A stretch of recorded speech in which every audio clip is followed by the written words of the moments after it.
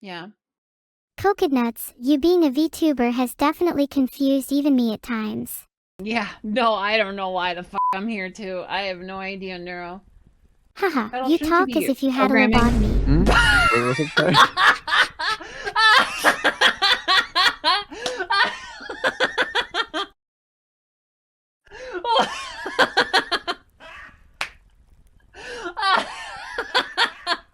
Holy shit! Most of my development is finished. Lobo D nuts. Oh my god, dude, that was so fucking funny.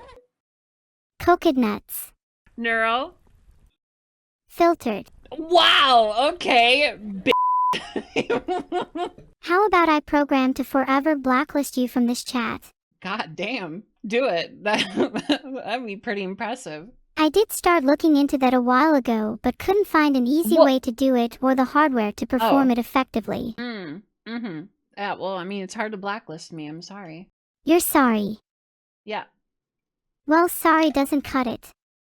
Oh, okay. Then what do you want? I want your love, Kokonuts. That is all. Oh. Okay, will you apologize for saying like I sound like I had a lobotomy? You couldn't finish your sentence. You're right, because I was laughing.